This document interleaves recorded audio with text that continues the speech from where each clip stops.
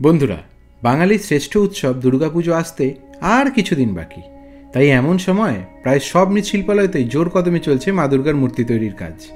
চলুন আজ আমরা ঘুরে দেখে আসি তেমনই এক মৃৎশিল্পালয়, যার নাম প্রতিমা মৃৎশিল্পালয়।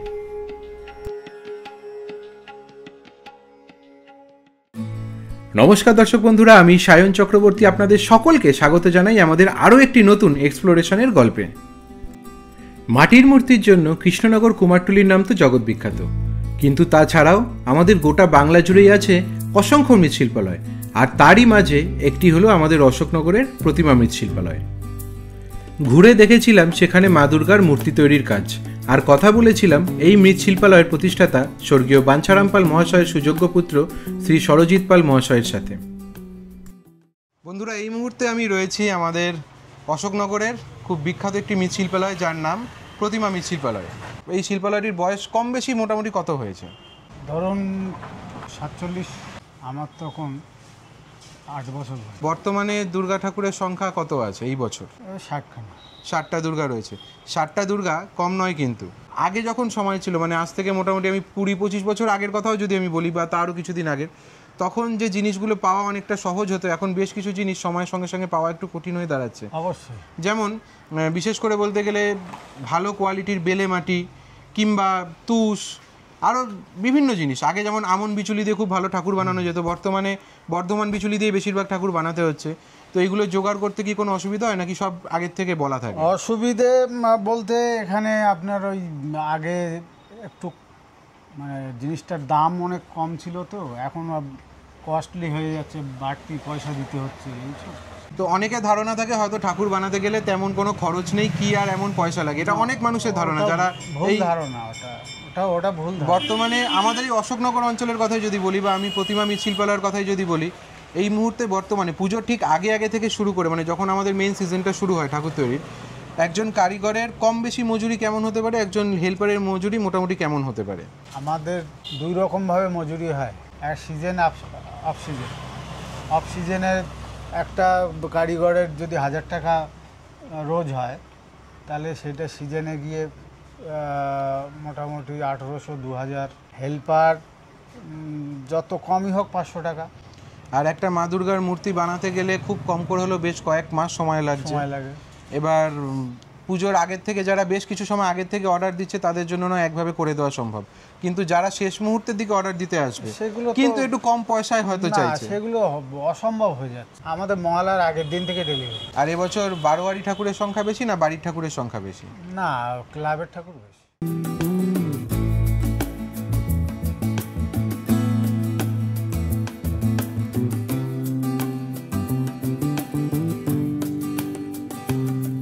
ছোট বড় মিলিয়ে 60খানা মা দুর্গার মূর্তি কম নয়, কিন্তু জোর কদমে কাজ করে যেতে হচ্ছে। কারণ একে তো ওয়েদার খারাপ থাকছে এবছর বেশ ভালোই, তার মাঝে হাতে আর সময়ও কম। পুজো অনেকটাই এগিয়ে এসছে, সেপ্টেম্বর মাসের একদম শেষেই এবার পুজো।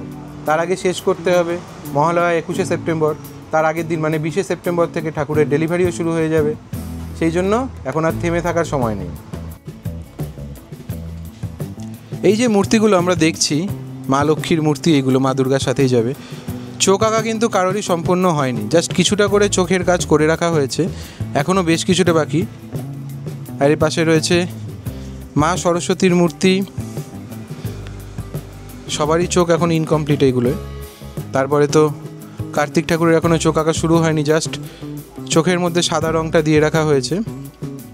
আর এই যে ঠাকুরের গায়ে যে রঙটা করা রয়েছে, এই যে চিকচিক চিকচিক করছে একটা, এটাকে বলা হয় মুক্তা কালার করা।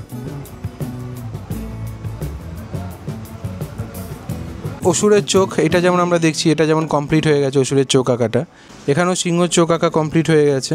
এই যে মা দুর্গার চোখ, এগুলো যেমন আঁকা কমপ্লিট হয়ে গেছে, কিন্তু এখনও হাতে বেশ কিছুটা সময় আছে, তাই এই মুহূর্তেই সব কমপ্লিট করা হচ্ছে না, ধীরে ধীরে হবে। মা দুর্গার মূর্তি তৈরির কাজ দেখতে দেখতেই আলাপ হলো শিল্পী শিবম পালের সাথে। ভাই শিবম তখন এক মনে মা দুর্গার মূর্তিগুলিতে চোখ আঁকছিল। বর্তমানে প্রতিমা শিল্পালয়ের মূর্তিগুলির চক্ষুদানের দায়িত্ব কিন্তু ভাই শিবমের কাঁধেই। কথা বলে নিলাম তার সাথে। মাটির কাজে তো অনেক কিছু ধাপ রয়েছে, বিশেষ করে চোখ আঁকাটার প্রতি ইন্টারেস্টেড কোনো বিশেষ কোনো কারণ আছে? না, সেরকম বিশেষ কোনো কারণ নেই। আমি পড়াশোনা করি। আচ্ছা, বর্তমানে কি নিয়ে? গ্র্যাজুয়েশন কমপ্লিট হলো, এখন জবের জন্য, কম্পিটিটিভ এক্সামের জন্য খাটছি। আচ্ছা, তার পাশাপাশি এই চোখ আঁকার কাজটাও করছি। আচ্ছা, বেশ ভালো।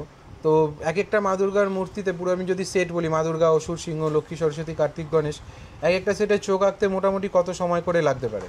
এক একটা সেট হিসেবে, মানে যেই রকম আমরা একটু হিসেবে বলতে গেলে সাইজ হিসেবে, যেরকম বড় ঠাকুর হবে সেরকম সময় লাগবে। যেমন এই পেছনে যে মূর্তিগুলো রয়েছে এগুলোতে মোটামুটি হয়তো 3-3.5 ঘন্টা, 3-3.5 ঘন্টার সময় লেগে যাচ্ছে। আর এখন চোখ আঁকা তো মনে হয় দিনে রাত্রে জোর কদমে চলছে। এখন সকাল থেকে, কিন্তু রাত্রিবেলা চোখ আঁকতে গেলে চোখে প্রেসার পড়ছে না? হ্যাঁ, লাইট নিতে হচ্ছে সাথে, প্রেসার তো পড়বেই। আগেকার দিনে যেমন দেখতাম চোখ আঁকার ক্ষেত্রে রাত্রিবেলা কেউ চোখ আঁকতে গেলে সাথে করে মোমবাতি নিয়ে নেয়, তো বর্তমানে তো আর মোমবাতি সেভাবে নেওয়া হয় না, এখন কি লাইট নেওয়া হচ্ছে? লাইট, এলইডি লাইট নিয়ে নেওয়া, এলইডি লাইট সাথে নিয়ে চোখ আঁকা হচ্ছে। আর এই চোখ আঁকতে গেলে বেশ কিছু ধাপ রয়েছে, যেমন প্রথমেই চোখের মধ্যে আগে সাদা কালার করে নিতে হচ্ছে, সেটা পোস্টার কালার দিয়ে হোক বা যে কালার দিয়ে হোক। তারপরে তো অন্যান্য কালারগুলো রয়েছে। তো মোটামুটি চোখ আঁকতে গেলে কি কি রঙের ব্যবহার হয়ে থাকে, কি কি কালারের? মানে এক একজনে এক এক রকম কালার দিয়ে আঁকে। আমার মানে পার্সোনালি কালো, সাদা, ব্রাউন, পিঙ্ক, ইয়েলো, গ্রিন, এইসব কালার, এই কালারগুলো থাকছে। রেড। আর চোখ আঁকা ছাড়াও অন্যান্য কোন কোন কাজ করতে ভালো লাগে, মানে মা দুর্গার মূর্তি তৈরির মধ্যে অন্যান্য কোন কোন কাজ করতে ভালো লাগে? আমি পার্সোনালি শুধু এইটুকুনি করি, আর এক্সট্রা কাজ করি। আর পাড়টা মাঝে মাঝে আঁকি, মানে মাটির কাপড়ের যে পাড়, তাছাড়া কাজ করি না। আচ্ছা, আমার এইটুকুনি কাজ। আর কম্পিটিটিভ এক্সামের যেহেতু পরিকল্পনা রয়েছে, আগামী দিনে কোনো একটা সরকারি চাকরির ইচ্ছে রয়েছে, কোন ক্ষেত্রে চাকরি পাওয়ার ইচ্ছেটা বেশি? এখন বর্তমানে ভারতবর্ষের পশ্চিমবঙ্গে থেকে এরকম পার্টিকুলার জবের জন্য খেটে লাভ নেই, যেটা হাতে আসবে সেটার জন্যই এখন প্রিপারেশন চলছে। আমরা সাথে পেয়েছিলাম শিল্পী অজিত পাল মহাশয়কেও, যিনি সম্পর্কে স্বর্গীয় বাঞ্ছারাম পাল মহাশয়ের ভাই হন। মাটির কাজের সঙ্গে আমি যুক্ত আছি অন্তত 30 বছর, 30-35 বছর। আমাদের কারখানা শুরু থেকেই আমরা এই বছরের পর বছর অনেক কারিগর এসেছে, অনেক কারিগর চলে গেছে। তো এমন কোনো কারিগরের কথা মনে পড়ে যারা হয়তো একসময় ছিল, প্রথমের দিকে হতে পারে হয়তো খুব ভালো কাজ করতো, বর্তমানে হয়তো এই কারখানায় যুক্ত নেই বা হয়তো জীবিত নেই, এরকম কারোর কথা যদি বলতে চান? আগেরটা যদি বলি তাহলে আগের হলো বড় বড় কারিগর শিল্পী সাধন পাল, আনন্দ পাল, এরা ওর যে মারা গেছে, এরা সব যুক্ত আছে। মানে এরা সব সিজনই হচ্ছে গিয়ে বাইরে যায়, আর অফ সিজনে আমাদের এইখানে রাখাল পাল বলে একজন ছিল, তিনি অনেক চোখ দিয়েছে আগে, এখন উনি পারে না, দেয় না। বর্তমানে কি মাটির কাজ করা, সম্পূর্ণ মাটির কাজ, যেমন চটের কাপড়, মাটির গয়না, মাটির চুল, এই ঠাকুরের সংখ্যা বেশি হচ্ছে, নাকি এমনি কাপড় গয়না পরানো ঠাকুরের সংখ্যা? এমনি কাপড় গয়না পরানোর সংখ্যা বেশি, আর মাটির কাজ কম, মানে 5-7খানা করি, আর কাপড় পরানোর সংখ্যাটা বেশি। বর্তমানে গোল্ডেনটা আমার ঘরে যা আছে, গোল্ডেনটা চাহিদা বেশি, ছোলাটা কম। আমাদের আজকের ভ্রমণ এটুকুই। কেমন লাগলো আমাদের আজকের ভিডিও কমেন্ট করে জানাতে ভুলবেন না কিন্তু। আর আমাদের চ্যানেলে প্রথমবারের জন্য এসে থাকলে চ্যানেলটি সাবস্ক্রাইব করে পাশে থাকলে খুশি হব। সাবস্ক্রাইব করার সময় অবশ্যই বেল আইকনটিতে ক্লিক করবেন, যাতে আমরা আগামী দিনে যে কোনো ভিডিও আপলোড করলে তা সরাসরি আপনার কাছে পৌঁছে যায়। দেখা হচ্ছে খুব শীঘ্রই। সকলে ভালো থাকুন, সুস্থ থাকুন।